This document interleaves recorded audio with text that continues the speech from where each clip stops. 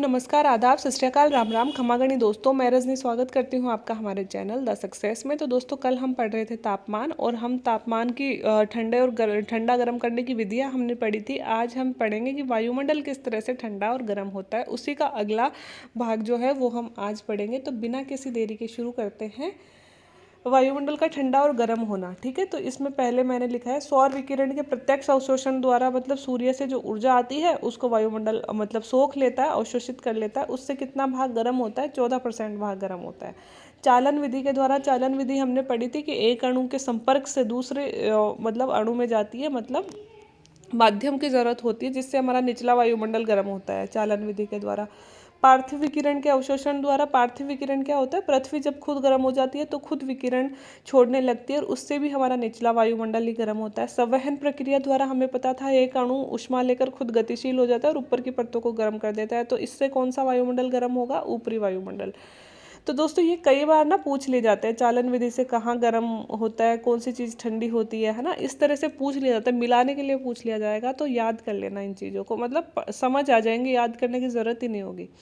संवहन प्रक्रिया, संवहन प्रक्रिया के द्वारा ऊपरी वायुमंडल गर्म होता है। अब है वाष्पीकरण और संघनन। वाष्पीकरण और संघनन मैं दूसरे तीसरे चैप्टर में भी आपको पढ़ा चुकी हूँ, थोड़ा सा और यहाँ पे देख लेते हैं। वाष्पीकरण की प्रक्रिया में पृथ्वी अपनी 19% ऊष्मा नष्ट करती है।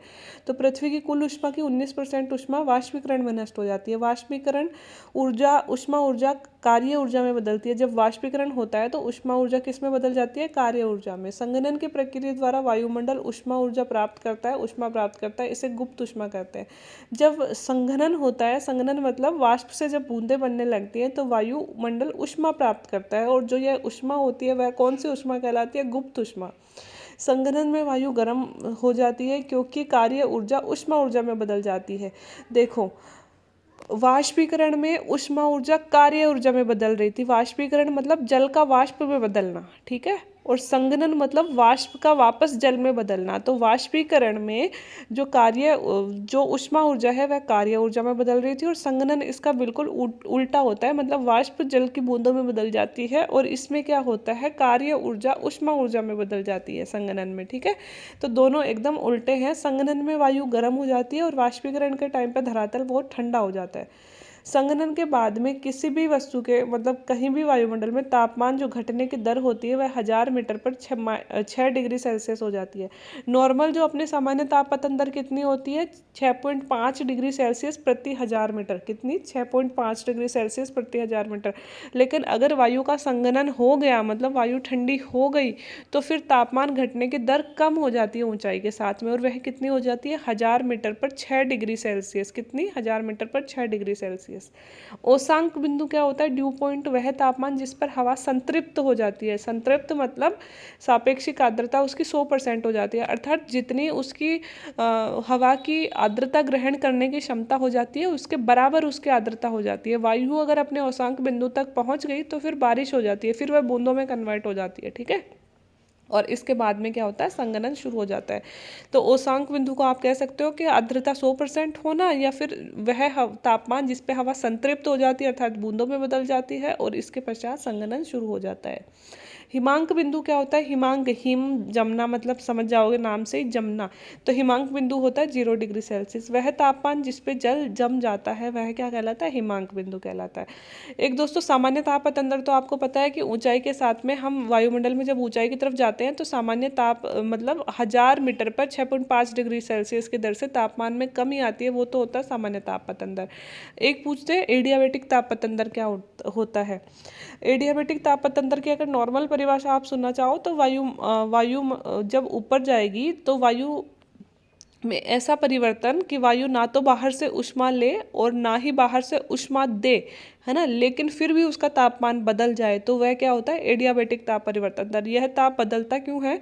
क्योंकि वायु जब ऊपर उठती है तो फैलेगी, और फैलती है तो गर्म होती है, और वायु जब नीचे उतरती है तो वायु सिकुड़ती है, और सिकुड़ती है तो वायु क्या होती है? ठंडी होती है। अर्थात वायु ने किसी अन्य पदार्थ से ना तो ऊष्मा ली और ना ऊष्मा दी, फिर भी उसके तापमान में परिवर्तन हो जाता है। इसे ही हम रुद्धोष्म ताप परिवर्तन दर या फिर एडियाबेटिक ताप परिवर्तन दर कहते हैं। बहुत इंपॉर्टेंट है, न जाने कितनी बार नेट के एग्जाम में पूछी गई है तो थोड़ा सा याद रखिएगा।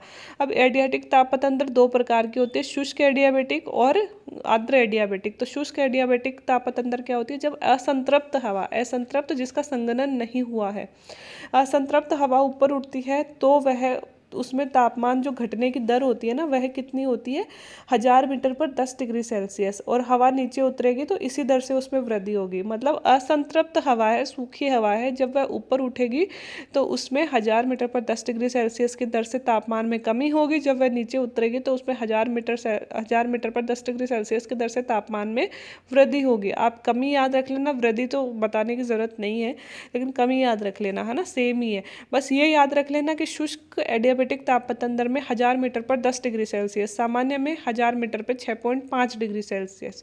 और जो दूसरा आएगा आर्द्र एडियाबेटिक ताप पतंत्र, संघनन होने के बाद में हवा ऊपर उठती है तो ऊंचाई के साथ उसके तापमान में कमी होने की दर भी कम हो जाती है, और यह दर हो जाती है उसकी 1000 मीटर पर 6 डिग्री सेल्सियस, क्योंकि संघनन होने के पश्चात संघनन की गुप्त ऊष्मा उसमें मिल जाती है।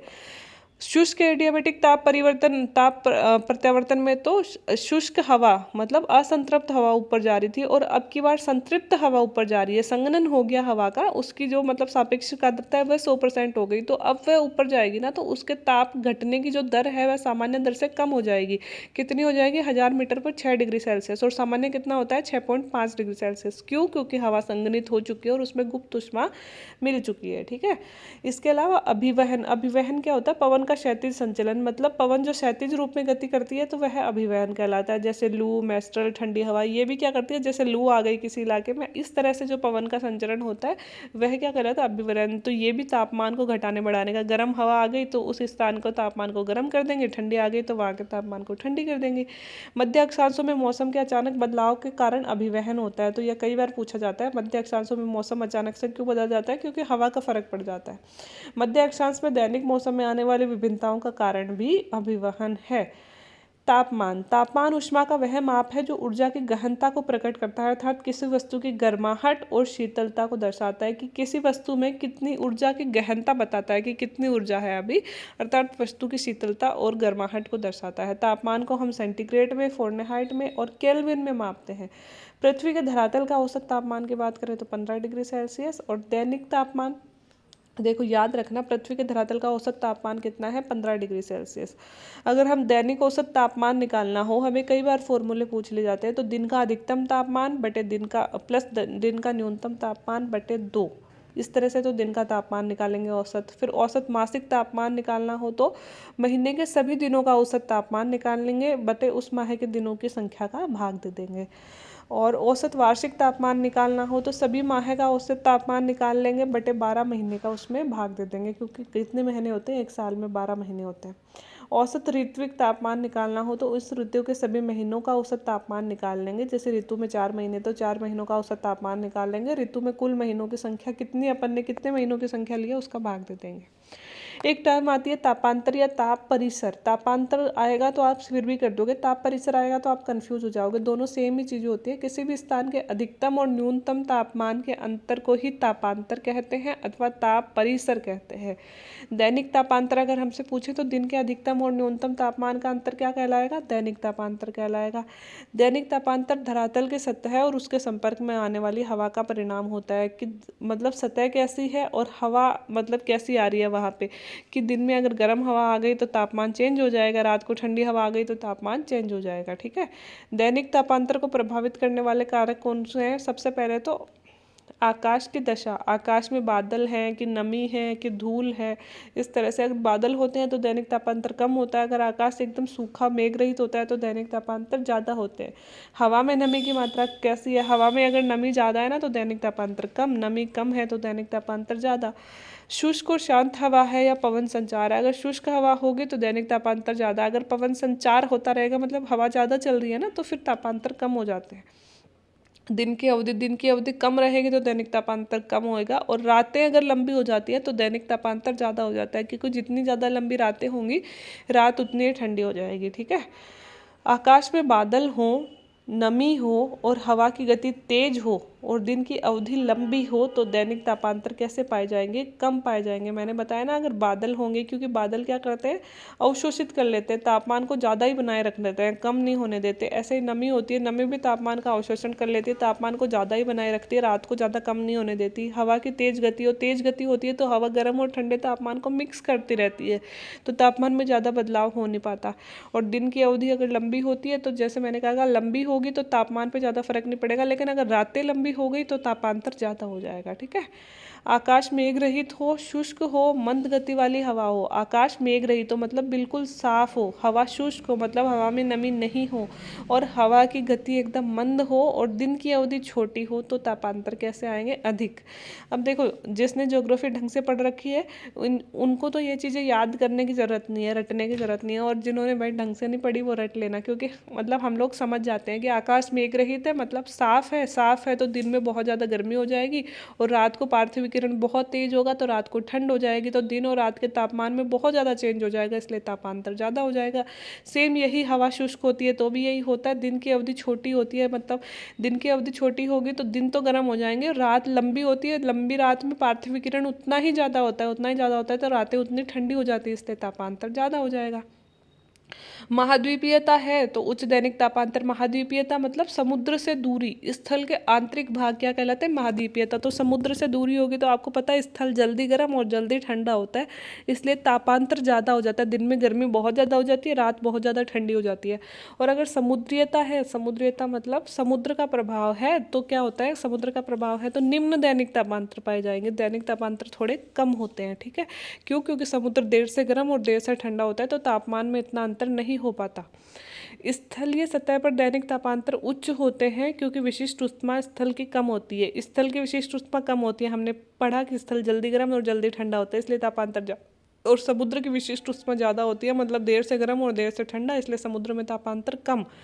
बढ़ती ऊंचाई के साथ हवा का घनत्व कम होता है और तापमान भी बढ़ेगा, दैनिक तापांतर भी बढ़ेगा। जैसे जैसे हवा का घनत्व कम होता जाएगा दैनिक तापांतर बढ़ता जाएगा। अगर हम विश्व में सर्वाधिक दैनिक तापांतर वाले क्षेत्रों की बात करें तो वही जो उपोष्ण कटिबंध है ना, 20 से 40 डिग्री, वहाँ ही तापमान ज़्यादा, वहाँ ही तापांतर ज़्यादा। क्यों? क्योंकि मेघ रहित आकाश होते हैं, रेतीला धरातल है, शुष्क पवन होती है, इसलिए दिन बहुत गर्म और रातें बहुत ठंडी हो जाएंगी और तापमान में बहुत ज़्यादा अंतर हो जाएगा। ध्रुवीय क्षेत्रों में दैनिक तापांतर कम होता है। क्यों भाई? क्योंकि ध्रुवीय क्षेत्र ठंडे ही रहते हैं, गर्म होते ही नहीं है। हिमाच्छादित धरातल है, हिमाच्छादित धरातल की विशेषता आपको पता ही है, परावर्तन ज़्यादा कर देता है, इसलिए गर्मी वहाँ हो ही नहीं पाती, सौर विकिरण का परावर्तन ज़्यादा करता है। और महाद्वीपों के आंतरिक भाग जितने ज़्यादा होंगे उतना ही ज़्यादा दैनिक तापांतर ज़्यादा होगा, मतलब समुद्र से दूर होंगे उतने ही ज़्यादा। जैसे कि उत्तरी गोलार्ध की बात करें ना, तो उत्तरी अमेरिका के प्रेरी क्षेत्र, यूरेशिया के स्टेपी क्षेत्र, इसमें दैनिक तापांतर बहुत ज़्यादा पाया जाता है। वार्षिक तापांतर की बात करें तो अधिकतम उष्ण और सबसे ठंडे महीने का जो तापमान का अंतर होता है वह वार्षिक तापांतर, मतलब वर्ष का सबसे गर्म महीना और वर्ष का सबसे ठंडे महीने के तापमान का अंतर क्या कहलाता है? वार्षिक तापांतर। याद रखना, तापांतर को ही ताप परिसर बोलते हैं। एक होता है तापमान शिथिलता। तापमान शिथिलता क्या होती है? पृथ्वी के अधिकतम और सूर्य तप, पृथ्वी का अधिकतम सूर्य तप का भाग तथा अधिकतम तापमान का माह है तथा न्यूनतम सूर्य तप का माह है और न्यूनतम तापमान के माह का अंतर। मतलब क्या होता है कि हमें ना सूर्य तप तो किसी और महीने में ज़्यादा प्राप्त होता है और गर्मी किसी और महीने में ज़्यादा होती है। जैसे कि हमें सूर्य तप जो है, इंडिया की बात करें तो हमें सबसे ज़्यादा सूर्य तप प्राप्त होता है मई में, है ना, और गर्मी हमारे सबसे ज़्यादा होती है जून में। इसी प्रकार हमें सबसे ज़्यादा सूर्य तप, सबसे कम सूर्य तप प्राप्त होता है दिसंबर में, और ठंड होती है हमारे जनवरी में, है ना। तो यह अंतर हो जाता है कि सबसे ज़्यादा सूर्य तप का माह है और सबसे गर्म माह है, अधिकतम तापमान का माह है, सबसे कम सूर्य तप का माह है और सबसे कम तापमान के माह में जो अंतर होता है वही क्या कहलाता है? तापमान की शिथिलता। ठीक है। अब है वार्षिक तापांतर को प्रभावित करने वाले कारक, जो हम कल पढ़ेंगे। आज के लिए इतना ही। वीडियो देखने के लिए थैंक यू सो मच। एक बार फिर से रिवाइज कर लेना वीडियो को पीछे करके, क्योंकि अगर एक बार देखोगे कुछ पल्ले नहीं पड़ेगा, है ना, तो फिर से रिवाइज कर लेना। बाकी अगर वीडियो अच्छे लग रहे हैं तो चैनल को आप सब्सक्राइब कर लें, वीडियो को लाइक कर दें और शेयर कर दें। और बहुत सारी किताबें मैं अक्टूबर तक आपकी कंप्लीट करा दूंगी। जो मोटी मोटी इंपॉर्टेंट बुक है, जलवायु विज्ञान के बाद में अपन भौगोलिक चिंतक लेके चलेंगे, क्योंकि उसमें वो बुक्स और राइटर्स के नाम बहुत ज़्यादा हैं। अब एक बार ये शुरू कर ली तो एक बार इसे कंप्लीट करके फिर दूसरी किताब की तरफ बढ़ेंगे। तो आप चिंता मत करो, जो मोटे मोटे मेन चीज़ें हैं वो मैं आपको कवर करा दूँगी। और अक्टूबर से लेट होती है तब तो मतलब अगर एग्ज़ाम लेट होती है तब तो अपने पास में कोई इशू है ही नहीं, और अक्टूबर में भी होती है तो भी मैं कोशिश करूँगी कि आपका बहुत सारा सिलेबस मैं कवर करवा दूँ ज्योग्राफी का। ठीक है, बाकी वीडियो देखने के लिए थैंक यू।